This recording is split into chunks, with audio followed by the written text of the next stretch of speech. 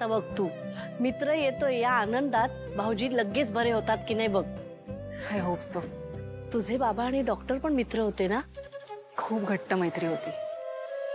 जेव्हा बाबांना बरं नव्हतं तेव्हा कामत काकांनी त्यांना त्यांना रिवाईव्ह करण्याचा पूर्ण प्रयत्न केला. पण असो, मला सांगा, केदार आणि तारिणी आले नाही आहेत अजून? नाही ना, कालपासून कुठे तेही माहिती नाही. नाही नाही, रात्री त्यांनी मला इन्फॉर्म केलं होतं की ते अनाथाश्रमात जाणार आहेत म्हणून. पण ह्या सगळ्यातलं अजून त्यांना काहीच माहिती नाहीये. त्यांना सांगायला हवं, शेवटी ते त्याचे बाबा आहेत. नाही म्हणजे तुम्ही म्हणताय ते बरोबर आहे चेतना काकी, पण दया काकांना काही झालंय हे जर आपण त्यांना सांगितलं तर ते सगळी कामं सोडून येतील आणि ते मला नको आहे. आणि तूही दमली असणार. कालपासून हे सगळं सुरू आहे आणि त्यात तुझे फोन कॉल. ॲक्च्युली रेप पार्टीच्या स्टोरीवरच काम सुरू आहे. कळलं मला. कुणीतरी गुन्हेगार पकडला गेलाय ना ग? गुलाब नाव आहे त्याचं. गुलाब? बॉस, मला कळतंय गुलाब आपल्या कस्टडीमध्ये असताना आपण त्याला शिक्षा देऊ शकलो नाही, त्याच्यावर कारवाई करू शकलो नाही. या गोष्टीचं वाईट वाटणं, या गोष्टीचा राग येणं अगदी साहजिक आहे. पण सिस्टमच्या विरोधात जाऊन काम करणं हे तुला कधी पटलं नाहीये आणि हे तू आम्हा कोणालाच करू दिलं नसतं, हो की नाही? हे बघ केदार, तू चेतना काकू, तू तू घरी कळवलं होतंस ना हे सगळं? हो, मी सांगितलं तर होतं. हा काकू, बोला ना. केदार, अरे तुम्ही लवकर घरी परत या. इथे भाऊजींची तब्येत खूपच बिघडली आहे. डॉक्टर कामत इथे नव्हते ना, म्हणून त्यांनी दुसऱ्या डॉक्टरांना पाठवलं आणि आता डॉक्टर कामत थेट दुबईहून इथेच आलेत. पण काकू, असं अचानक कसं झालं? घरी काही झालंय का? युवराजने बातमी देण्यासाठी खोटा साक्षीदार तयार केला ना, ते भाऊजींना कळलं. त्याला सहन नाही झालं ते, आणि रात्रीच त्यांची तब्येत बिघडली. त्यावरून रात्री खूप मोठं भांडण सुद्धा झालं. काकू, तुम्ही मला आधी का नाही कळवलं?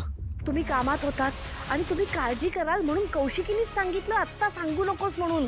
पण मला राहवलं नाही रे. शेवटी ते तुझे बाबा आहेत ना, म्हणून मी. हो काकू, मी निघतोय. हा, प्लीज लवकर या. खोटं काम काय केलं त्याने? त्याला एवढं सुनावताय तुम्ही? एक खोटं गोष्टी समजावूनही सांगता येतात. अरे समजावण्याच्या पलीकडे गेलाय तो. मला सांगा, बाप म्हणून केदारशी जसे वागता, जसे बोलता, तसे माझ्या युवराजशी कधीतरी बोललात? आठवतं तुम्हाला? नाही आठवत असेल तर सांगा आता. बघ, केदार आणि युवराज यांची तुलनाच होऊ शकत नाही. खूप खूप फरक आहे हो, दोघांमध्ये. कळतोय ना मला, कळतोय मला फरक. हा. तुम्हाला त्या केदार मधला फक्त आणि फक्त चांगुलपणा दिसतोय आणि माझ्या मुलाच्या चुका. अरे तुमच्या चुकाच आहेत त्या. आता हे जे काय होतंय त्याचाही खापा माझ्या मुलावरच सोडा तुम्ही. माझ्या मुलाची बाजू कधी घेणार तुम्ही? काकू प्लीज, काय झालं? प्लीज शांत व्हा, त्यांची तब्येत बरी हा, नाही. बोला ना, आता बोला, शांत का? बोला, सांगा तिला. काकू प्लीज, त्यांना त्रास होतोय, तुम्हाला दिसत नाहीये का? तुमकी कामत काका, जायचो हिला जायला सांग. हो, आता मी पण नको ना तुम्हाला इथे? हा, का नकोय? प्लीज काकू, एवढा कसला राग आहे तुम्हाला? काकू त्रास होतोय त्यांना. हो, होणारच. माझा त्रास होतोय, माझ्या मुलाचा त्रास होतोय. तो केदार घरात आल्यापासून या घरात सुद्धा राहावंसं वाटत नाहीये. हे आपलं घर आमचं वाटत नाही आम्हाला. त्यांची तब्येत बरी नाहीये, आता ते महत्वाचं आहे, तुमचा विषय महत्वाचा नाहीये काकू. त्याची परिस्थिती खूप नाजूक आहे. प्लीज. अहो, त्यांची परिस्थिती काय, आमची परिस्थिती कोणाला सांगणार होत आम्ही? कोण ऐकून घेताय? प्लीज, त्यांची तब्येत बरी नाहीये, समजून घ्या. ए, तुम्हाला शिकवू नकोस, मला सगळं कळतंय. आणि मला आहे माझ्या नवऱ्याची काळजी. माझ्या नवऱ्याची नाही, माझ्या मुलाची आणि या संसाराची सुद्धा काळजी आहे मला. वहिनी, हे सगळं कळतंय आम्हाला, प्रसंग काय आहे? एक काम करा प्लीज, तुम्ही बाहेर थांबा प्लीज. बाबा, बाबा मी इथेच आहे, मी इथेच आहे बाबा. सॉरी बाबा, केदार, तुम्हाला माझी गरज असताना मी इथे नव्हतो. तुम्हाला बरं वाटतंय आता? हो.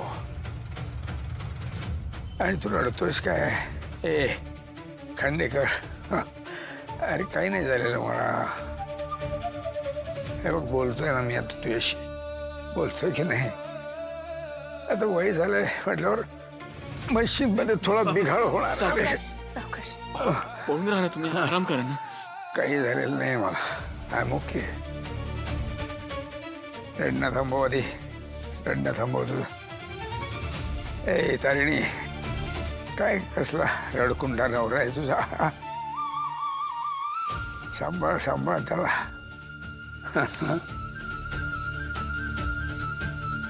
काही नाही रे केला. या आपल्या युवराजमुळे मला जरा त्रास झाला. माझा मुलगा असं कसं वागू शकतो हा विचारच सहन झाला नाही मला.